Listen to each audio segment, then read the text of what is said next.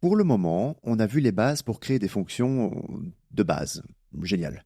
Mais ça va plus loin. On peut pousser un peu. Du coup, on va pousser.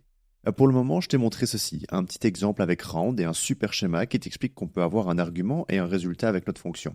Mais si tu te souviens bien de la fonction round, on va un peu plus loin que juste un argument. Parce que cette fonction, typiquement, elle peut en prendre deux. Donc si je devais changer mon schéma, on arriverait à quelque chose qui ressemble un peu à ceci. Deux arguments pour une même fonction qui offre un résultat. Comment faire pour en arriver là?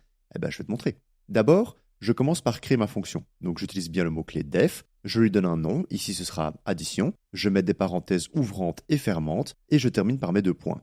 De cette manière, je check bien tous les éléments obligatoires à la création d'une fonction, sauf au moins une instruction. Elle va venir maintenant. L'instruction, justement, c'est directement de retourner un résultat. Autrement dit, cette fonction aura donc bien un résultat que je pourrais stocker dans une variable. Ici, le résultat ce sera 6, vu que 2 plus 4 font bien 6. C'est grâce à cette ligne 3, avec le return, que je peux placer le résultat de ma fonction dans une variable, comme je le fais ici avec result égale addition et les parenthèses. Pour la forme, ici, je vais imprimer result pour être sûr que je ne dise pas de bêtises. Donc j'exécute mon programme et je ne t'ai pas menti, j'ai bien 6 qui est instauré dans ma variable result. Maintenant, on peut voir que je n'ai pas encore mis d'argument dans cette fonction. Donc allons-y. Ajoutons notre premier argument. Cet argument, je vais l'appeler first term, premier terme en français.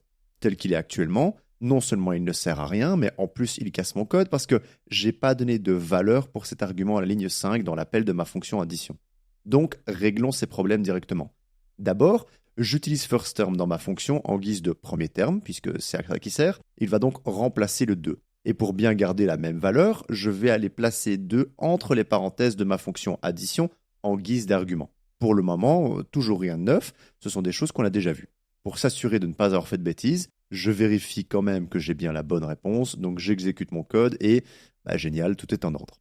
Maintenant, pour rappel, l'idée est d'arriver à un résultat comme dans le schéma. On veut deux arguments pour la même fonction, et c'est très simple à accomplir. À côté du premier argument à la ligne 2, je vais juste placer un second argument qui sera séparé du premier par une virgule. Et ça, ce sera vrai pour le troisième, le quatrième, le 20e argument. J'en ajoute autant que je veux, tant que je les sépare d'une virgule. Bon, tu te doutes que je ne vais pas te faire un exemple avec 20 arguments, mon schéma ne sera plus lisible, mais l'idée est exactement la même.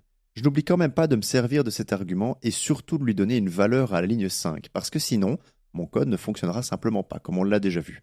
Encore une fois, je peux m'assurer que le code est fonctionnel et que tout est en ordre. Et ça fonctionne. Génial.